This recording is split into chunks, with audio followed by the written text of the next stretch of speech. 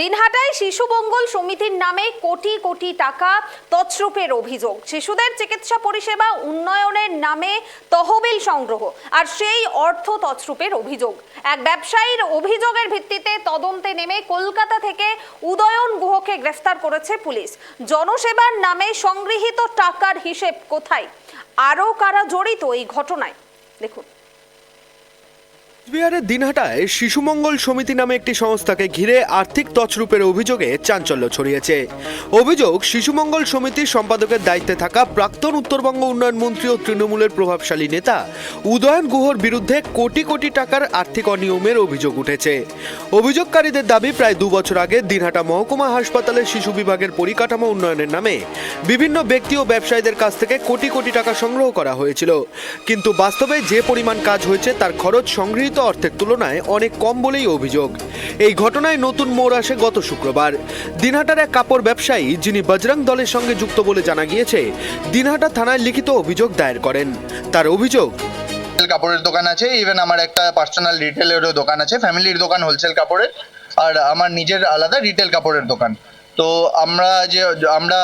আমার ফ্যামিলির কাছ থেকে এই টাকাটা ডিমান্ড করা হয় আমার হোলসেল দোকানের কাছে। ওটা ডিমান্ড করা হয়েছিল 50,000 টাকা ডিমান্ড করা হয়েছে।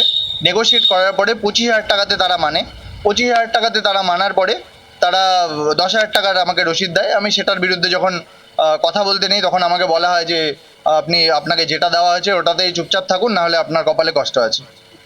আপনি এমনি এটা বিশুধর বলেছিল আমাকে। বিশুধরটা কে?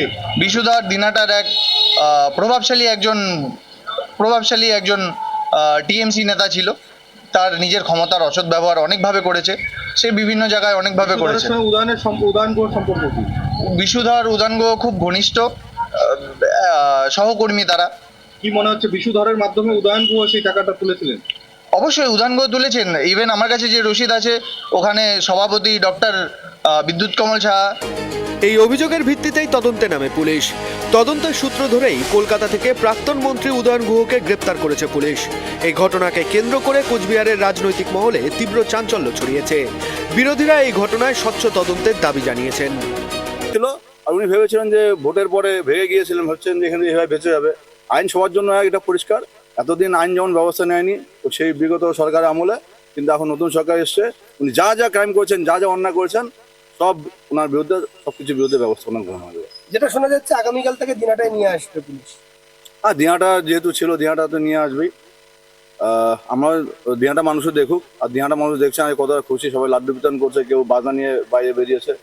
তো লোকে এক প্রকার আনন্দ যে এতদিন ধরে মানুষকে মিথ্যা মামলা দিয়েছে, মানুষের অত্যাচার করেছে, মানুষ আজকে চোখের সামনে দেখতে পারবে। আমি বলবো, সময় থেমে থাকে না, সময় চলতে থাকে। যে যেমন কর্ম করেছে তাকে সেই কর্মের ফল ভুগতে হবে। আর এটা তো সবে শুরু।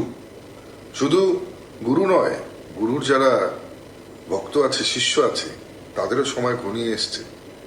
এবং দুজনে মিলে অত্যাচার করেছিল, বাবা এবং ছেলে, দুজনকেই সাজা পেতে হবে। নিশ্চিত থাকুন, আইনের শাসন চলছে। আমাদের পশ্চিমবঙ্গে এখন রামরাজত্ব চলছে এবং দুষ্কৃতীদেরকে খুঁজে খুঁজে বের করবার কাজ চলছে।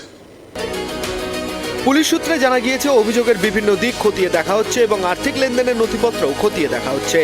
উদয়ন গুহকে আজই ফুলবাগান থানা থেকে উত্তরবঙ্গে নিয়ে যাওয়া হচ্ছে বলে প্রশাসন সূত্রের খবর। দিনহাটায় ইতিমধ্যে কিন্তু বিজেপি কর্মী সমর্থকরা উচ্ছ্বাসে মেতে উঠছেন, তারা গেরুয়া আবির খেলছেন। তাদের একটাই বক্তব্য, দীর্ঘদিন ধরে যে সন্ত্রাস করেছে উদয়ন গুহ, তার অবসান হলো।